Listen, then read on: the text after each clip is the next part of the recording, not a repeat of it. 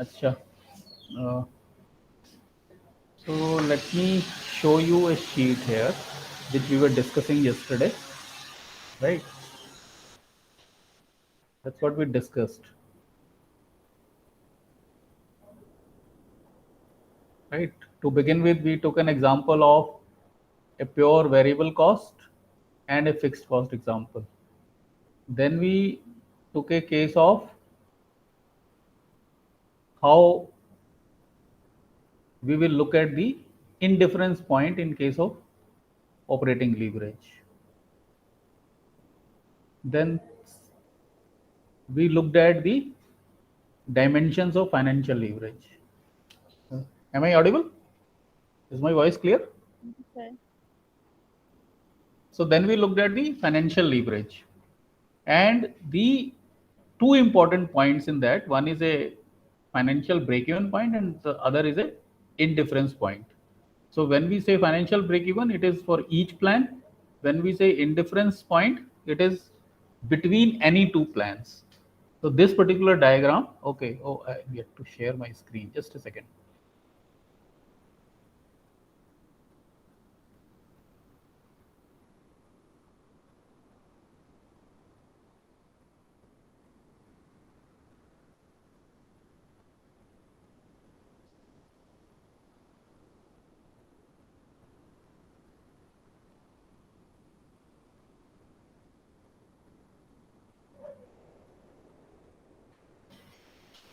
And then we looked at this formula. And then we also looked at the, this is a diagram which I was drawing for the other audience, other section. Uh, but this is an important diagram that I have tried to show. This is again a case of operating leverage that I was showing.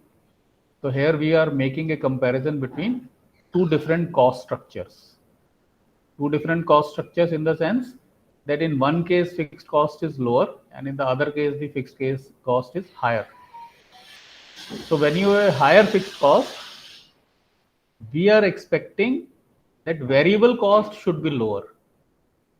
When the fixed cost is higher, we are expecting the variable cost to be lower. We are talking in the same market. Because if that is not the case, if you have a higher fixed cost but not a lower variable cost, then that is not a preferable situation.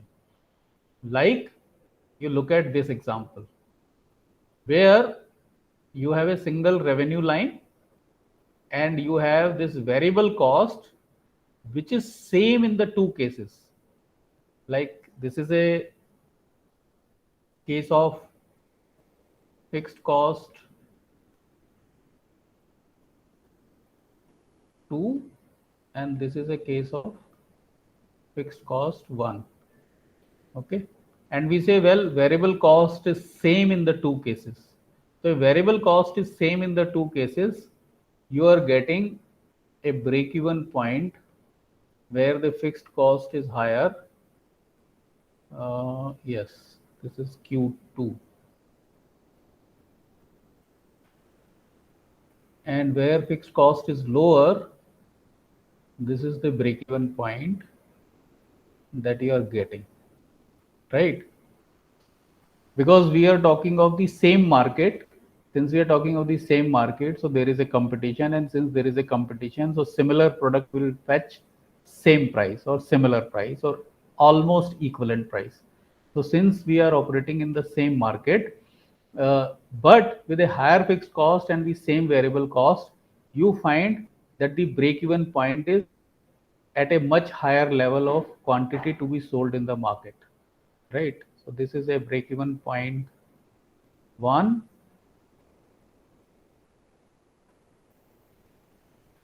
and this is a break even point 2. So this second type of cost structure will never be preferable, will never be acceptable. Why it will never be acceptable? Because with the first kind of cost structure, you are able to achieve break even at Q1 quantity. While with the second cost structure, even if your quantity is higher than Q1, quantity sold in the market is higher than Q1, which I am calling as Q star. So this Q star, you are still incurring loss with the second cost structure, second type of cost structure. Not only you are incurring cost, not only you are incurring loss, you are also having a situation that even after you have achieved the break-even point, if you are able to sell, let's say I take this as Q double star, and the point which comes after Q2 is I take it as Q star. So even if you are able to sell in the market Q star, your profit in second type of cost structure will be lower than the profit that you get in the first type of cost structure. And therefore, this second type of cost structure where fixed cost is higher and variable cost continues to be same is a inferior cost structure, is actually a inferior technology that you get. Because with more of the technology, your variable cost is same and product is same. So you are fetching the same price and you are incurring loss. Okay, so that was the point which came up in the discussion. And therefore, I am saying wherever fixed cost goes higher, variable cost should necessarily go down if you're talking of the same market. If you're talking of different markets, in any case, everything changes. Selling price also changes, variable cost also changes, fixed cost also changes, right? The nature of the product changes. ये बात आपको समझ आ रही है? Yes, sir. तो फिर मैंने इन दोनों जो टोटल कॉस्ट लाइन है, इन दोनों का मैंने इंटरसेक्शन पॉइंट लिया है. ये इंटरसेक्शन पॉइंट समझ आ रहा है?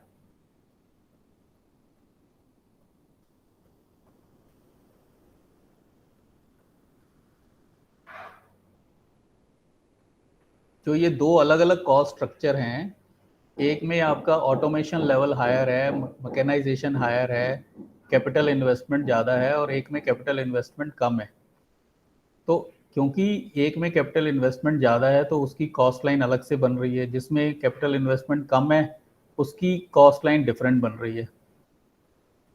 जिसमें कैपिटल इन्वेस्टमेंट ज़्यादा है तो उसमें आपकी जो वेरिएबल कॉस्ट है वो कम हो रही है.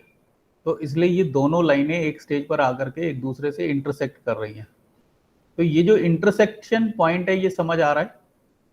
Yes, sir. इस इंटरसेक्शन पॉइंट को मैं ये कह रहा हूं कि जो दो अलग कॉस्ट स्ट्रक्चर्स हैं उनका ये इंडिफरेंस पॉइंट है. क्यों इंडिफरेंस पॉइंट है? क्योंकि इस पॉइंट पर जो प्रॉफिट है वो दोनों कॉस्ट स्ट्रक्चर का बराबर है. Total revenue minus total cost. But जो उससे पहले की स्टेज है, यानी कि if I have to draw a line, let us say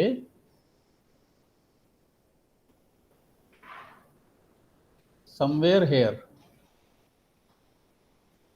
अब इस पॉइंट पर जहां पर मेरी टोटल कॉस्ट लाइन 1 है वो तो ये हो गई, और जो कॉस्ट लाइन 2 है उसका पॉइंट यहां पर स्टिल ब्लैक, उसका पॉइंट मेरा यहां पर ये आ गया. दोनों at this quantity, this level quantity,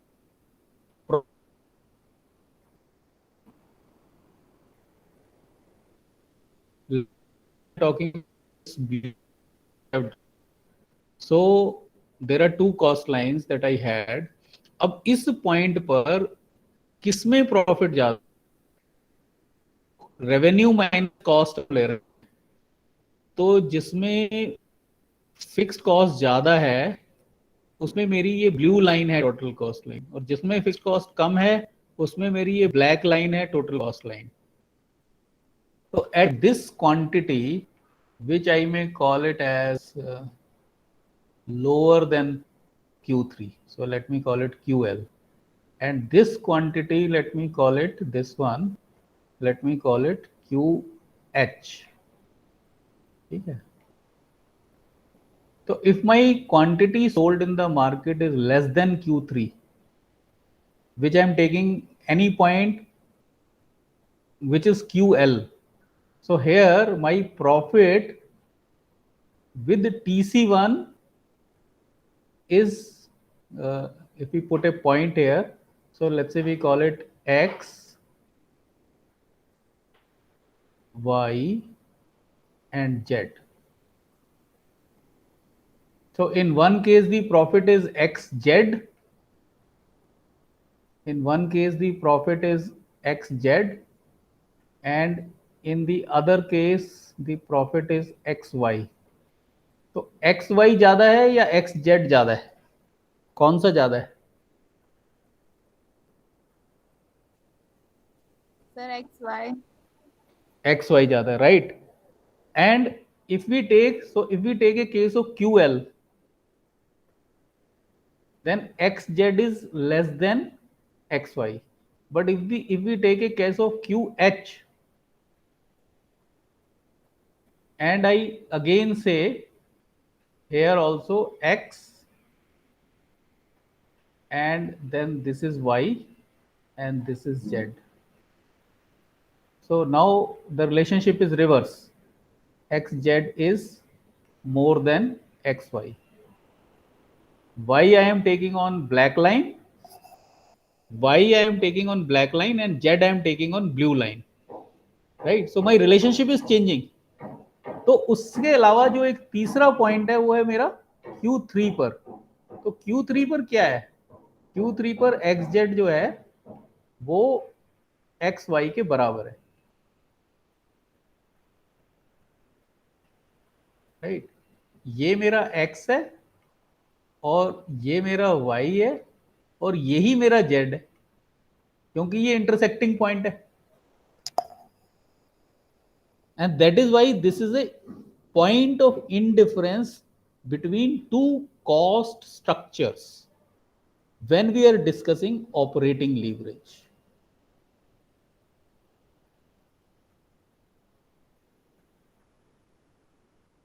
And likewise, then we discuss the financial leverage. So when we discuss the financial leverage, again we talk of break-even points and we talk of the indifference point. I can draw this diagram again. Right? Now we discuss the financial leverage. So when we discuss the financial leverage, we talk of a pure equity plan and a plan which has got a debt capital. So this is my one, which is pure equity plan, and I have plan 2, which is a debt equity plan. This side we are measuring EBIT.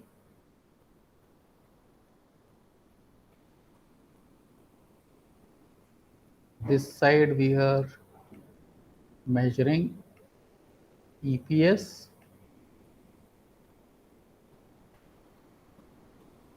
And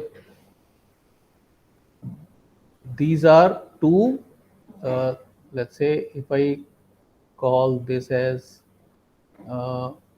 B, and this also I call it as A, and this one I call it as C. So my financial break-even points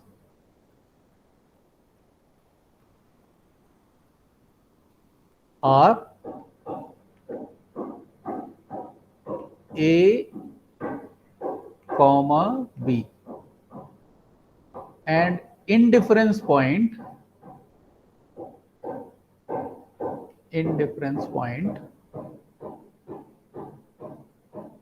is point C.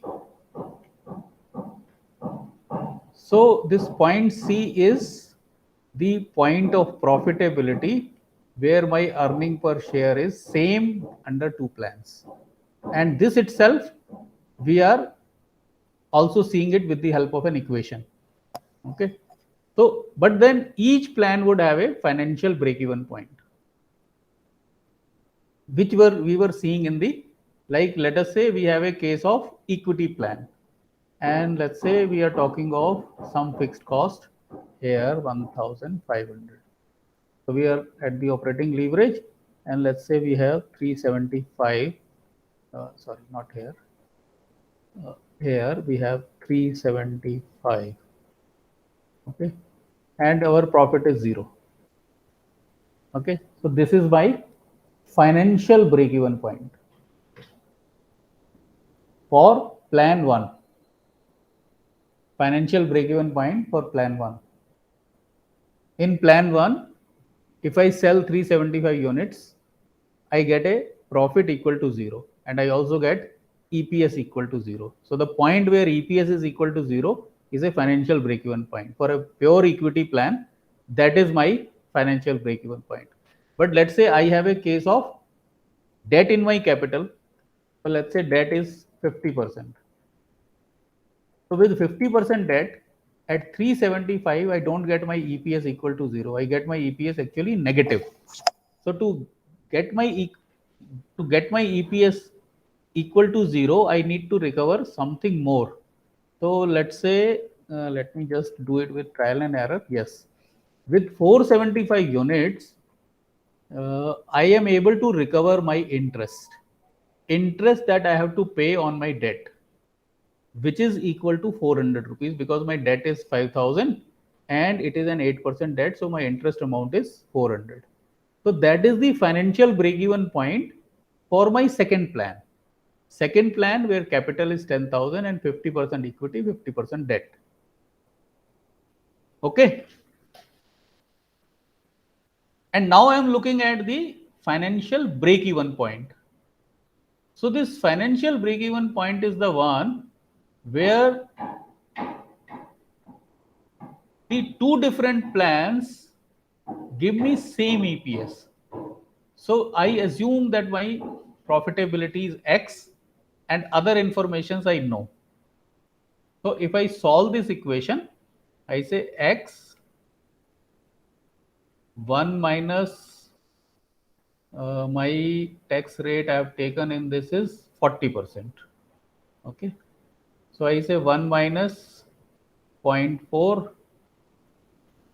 divided by 1000 equal to X minus I have my interest equal to 400 minus 400 minus tax. So I say point 0.4 divided by 500. So if I solve this equation, I get a value of profitability, right? Where I am indifferent because my earning per share is same in the two cases. So how do we find out that point? That point I know from the equation. From this equation, I know that it will be what is 0.6 300 300x 300x is equal to 1600x. So this value comes to, I'm just solving it orally. This value comes to 4 lakh. So this comes to how much? Not 4 lakh, sorry. It comes to 4 job is 240, 2 lakh 40,000. Okay, so that comes to 80,000. That comes to 80,000 as my, no, not 80,000. 300 300x is equal to 2 lakh 40,000. So if 300x is 2 lakh 40,000, so 100x is 80,000, 8,000, right? 8,000. With my profitability as 8,000, right? With my, did I say right? 80,000 minus 80,000, 800, sorry. Profitability as 800. So let's take this. I want to make my profitability as 800. That means how many more? Another 400. So if I make it 575, I get my EPS as 0.48. In which case, where I have my equity, let's change it and we say it is, I don't know, I need to check whether I'm saying it right. Yes.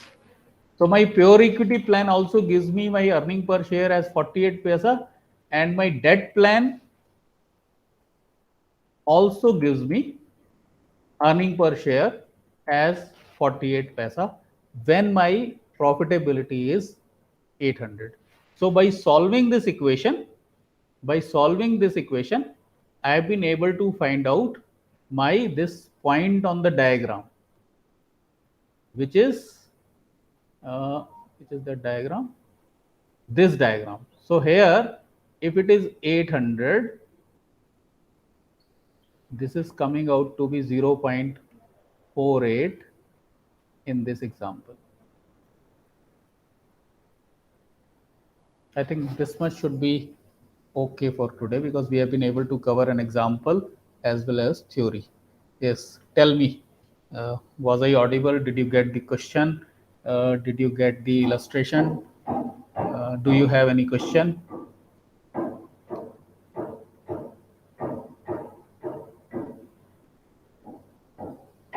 बताइए.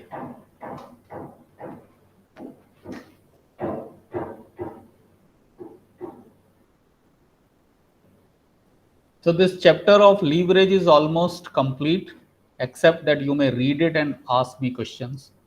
Otherwise, we will move on to the next topic, which is the topic on theories of capital structure. And in any case, those of you who are missing some points, since I am also recording it and putting it on YouTube, you can also go through there.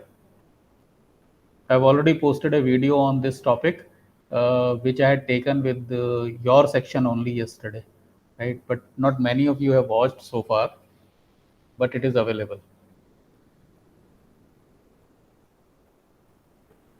Is the answer of Shalini's, no. Is the answer of example is 800? That's right, yes. X EBIT, the level of EBIT where we have the indifference point. Yes, 800 is the answer. That you can see it in the Excel sheet. With 800, if it is a debt equity plan, 50-50, we get 48 paisa as earning per share. And with a zero debt, again we get 48